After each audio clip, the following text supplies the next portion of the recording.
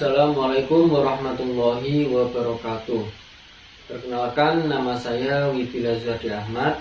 Saya adalah mahasiswa UT dengan NIM 858967105. Pada kesempatan kali ini kita akan membahas tentang organ pencernaan manusia.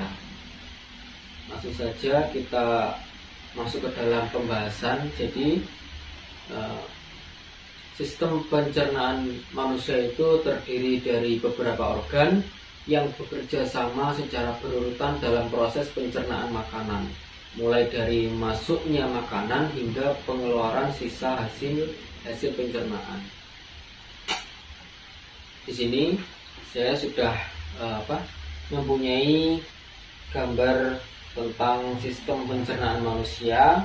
Di situ ada beberapa proses pencernaan yang dimulai dari mulut, kemudian lanjut ke kerongkongan, kemudian ke lambung, usus halus, usus besar, kemudian ada rektum dan anus yang menjadi tempat terakhir dari sisa hasil pencernaan manusia. Kita bahas poin yang pertama yaitu mulut. Mulut merupakan tempat awal pencernaan. Di dalam mulut terjadi dua proses, yaitu ada pencernaan mekanik, ada pencernaan kimiawi. Pencernaan mekanik adalah makanan dikunyah oleh gigi sampai halus. Terus kemudian pencernaan kimiawi adalah pencernaan makanan yang dibantu oleh enzim amilase dari air liur. Nah, enzim amilase ini mengubah amilum atau pati menjadi gula sederhana. Kemudian makanan ini masuk ke dalam kerongkongan. Kerongkongan berfungsi sebagai saluran penghubung antara mulut dan lambung. Jadi di sini makanan itu didorong menuju lambung melalui gerakan peristaltik, yaitu gerakan otot yang berkontraksi secara bergelombang sehingga menekan dan mendorong makanan agar bisa turun ke bawah dan masuk ke dalam lambung. Pada lambung sendiri ini berfungsi untuk mengaduk makanan, kemudian mencerna makanan secara kimiawi. Di dalam lambung terdapat asam lambung atau HCl yang berfungsi untuk membunuh kuman. Ada juga enzim pepsin yang mengubah protein menjadi pepton.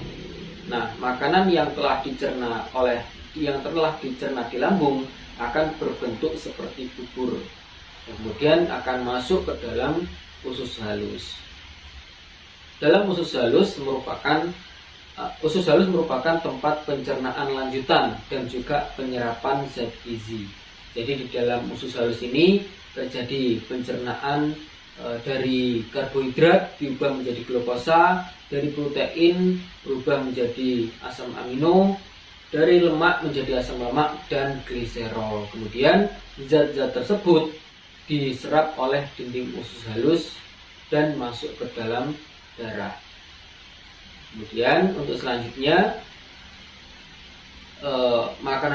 sisa-sisa makanan tersebut masuk ke dalam usus besar. Nah, di dalam usus besar ini mempunyai fungsi untuk menyerap air dan mineral dari sisa makanan. Kemudian sisa-sisa makanan yang sudah hilang zat gizinya, hilang air dan mineralnya, ini membentuk feses atau kotoran. Dan di dalam usus besar ini juga terdapat bakteri yang membantu proses pembusukan sisa makanan. Dan akhirnya pada tempat yang terakhir yaitu ada rektum dan anus. Rektum di sini adalah tempat penyimpanan sementara feses, jadi ditampung dalam rektum. Kemudian sisa makanan atau kotoran itu akan keluar melalui anus. Jadi kesimpulannya adalah sistem pencernaan manusia terdiri dari organ-organ yang saling berhubungan dan bekerja sama dalam proses pencernaan makanan. Nah, proses ini dimulai dari mulut, dilanjutkan ke kerongkongan, lambung, usus halus, usus besar, hingga berakhir di anus. Jadi setiap organ memiliki fungsi khusus dalam mengubah makanan menjadi zat gizi yang dapat diserap oleh tubuh serta membuang sisa yang tidak diperlukan. Itu tadi pembahasan sistem pencernaan manusia dari saya. Ada kurang lebihnya mohon maaf. Saya akhiri. Wassalamualaikum warahmatullahi wabarakatuh.